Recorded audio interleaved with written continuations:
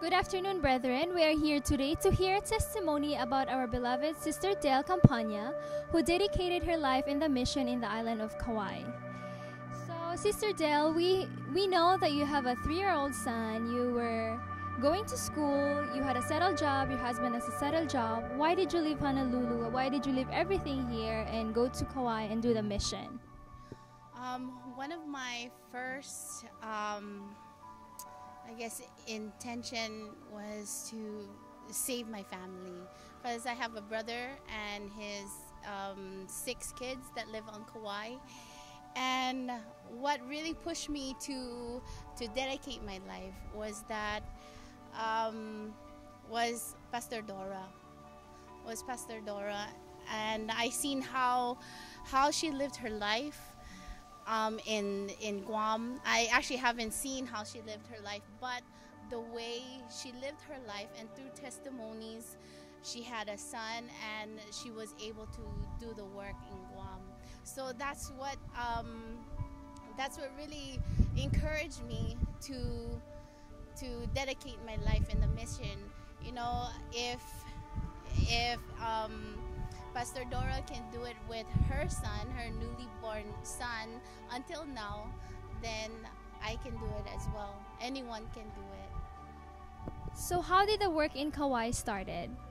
The work in Kauai started with, it was about 5 of us.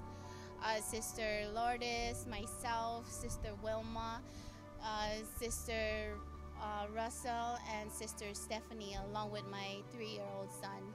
And when we first went to Kauai, my brother immediately accepted us in his house. And I praise and thank God, because it was the will of God for us to stay there, because our first baptism was my brother and his family. It was about 6 of them that got baptized. And I thank and praise God, because that is the very first fruit of our labor there. So, how's the brethren in Kauai? What are the battles you had to face for them to be baptized and continue to serve God? Well, in starting the work there, of course, there are many people that have been baptized, but not all are continuously attending. But because we have patience, and the Lord gives us patience on those whom He chooses, we just slowly teach them whenever we have the chance. Whenever we have the chance to encounter them, because the work, if people who live on Kauai, they work about 2 to 3 jobs, same as Honolulu, but it's more harder there, because there isn't that much development, and the cost of living there is much higher than Oahu. And that's why people work so many jobs to support their families. And that's why we hardly see people in their houses most of the time. But that's why whenever we have the chance to see the brethren, we always try to encourage them to attend, even though they've been baptized months ago or even a year ago. But just as long as we have patience, God will always be there for us. So, how many attendees do you have for worships? Currently, our attendees can reaches up to 18. We can reach more than 20.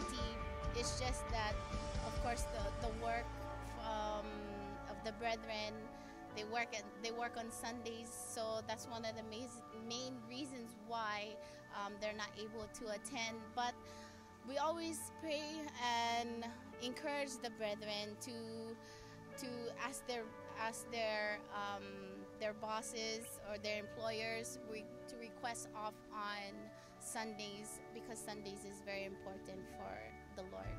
So, what encouraged you to preach the gospel in spite of all the hardships and trials? You know, it's really hard to convert a soul into God and remain in the faith. What encouraged you to preach the gospel boldly? What encouraged me was that was Pastor Susan Saulog. Everything that I've learned since I was a teenager, when I was converted, I try to keep in my notes.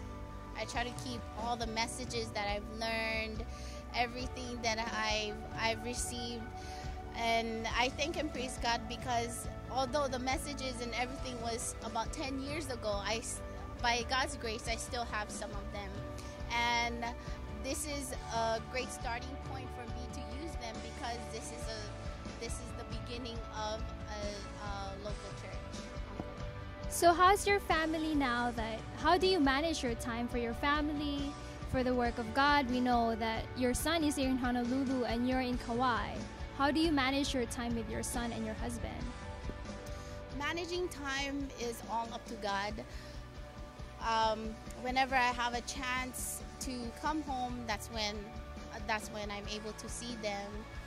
And now that my mom is not feeling well, she's internally sick, she's not able to help watch my son, but that's why I believe that God has a plan for me to bring my son back to Kauai, so that I can be able to raise him in a good way. But aren't you worried that since you're gonna bring your son to Kauai, aren't you worried that your husband is gonna cheat on you, or some other, the worldly stuff out there? Aren't you worried about that? That's one thing I learned through the teachings that over the years that I've been here. These things just, if we worry too much about those things of this world, the Lord said we commit covetousness, and committing covetousness will lead us to committing idolatry, which is putting other things before God. And because the Lord has appointed me to do this type of work, my first and foremost on my mind is the work of God. And those things don't bother me because the Lord will always be there to watch over my family.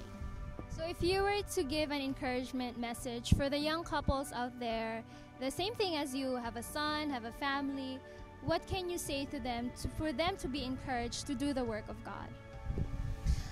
For those couples who desires to do the work of God, I encourage everyone, not only couples, but anyone who has the heart to serve the Lord. We should put into practice what we learn, because if we don't put into practice, that's when our faith becomes stagnant. It becomes like a tradition of men, which is what God does not want us to do. But the Lord wants us to serve Him with all our heart, not because it's something that we do every Sunday or every Tuesday, Thursday, or whatever, but because we love God, we can put everything into practice, what we have learned. Now, thank you so much, Sister Del, for that dedication testimony. May God bless your labor and continue to do the work of God.